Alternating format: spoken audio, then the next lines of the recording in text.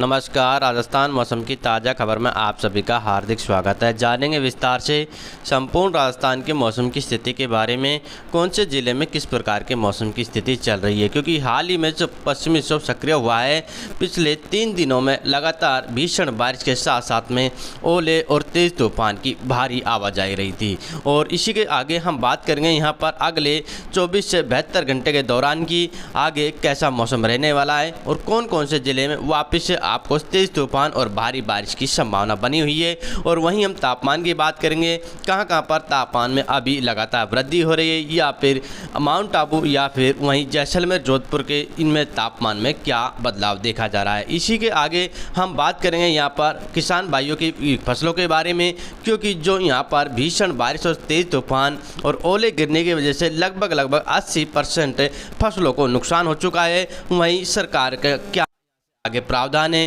क्या किसान भाइयों की हुई फसल के नुकसान का आकलन करके सरकार कुछ यहां पर मुआवजा देने की तैयारी करे, या फिर किसानों की हुई फसल के नुकसान की अनदेखी कर रही है। जानेंगे इस खबर के बारे में विस्तार से, परंतु जानने से पहले प्लीज़ अगर जो चैनल पर पहली भी बार विजिट कर रहे हैं, चैनल को सब्सक्राइब कर लीजिए, साथ में लाइक एंड बेल आइकन को दबाना ना भूलें, जिससे कि हर वीडियो का नोटिफिकेशन आपको मिलता रहे और समय समय पर इसी प्रकार की मौसम से संबंधित लेटेस्ट जानकारियों से आप अवगत होते रहे। आगे हम बात करें तो राजस्थान में इस बार मार्च के शुरुआती दिनों में ही तेज़ गर्मी की मौसम विभाग की चेतावनी गलत साबित हुई। दरअसल फरवरी के आखिरी दिन मौसम केंद्र ने मार्च से मई का फोरकास्ट जारी किया था।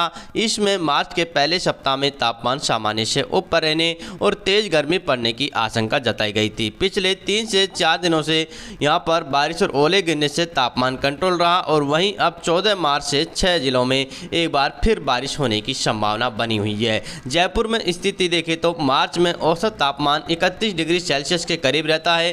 पिछले 2 दिन जयपुर में दिन का तापमान अधिकतम 30 डिग्री सेल्सियस से भी नीचे है और वहीं सामान्य से 2 डिग्री सेल्सियस नीचे चला गया। जयपुर में 15 फरवरी के बाद से तापमान 30 डिग्री सेल्सियस या उससे ऊपर ही दर्ज हो रहा है, और जो कि 34 डिग्री सेल्सियस तक पहुंच गया था। अब आगे बात करें तो यहाँ पर इस तरह कोटा, बाड़मेर, जैसलमेर, फलोदी में तापमान 37 डिग्री सेल्सियस तक पहुंच गया था।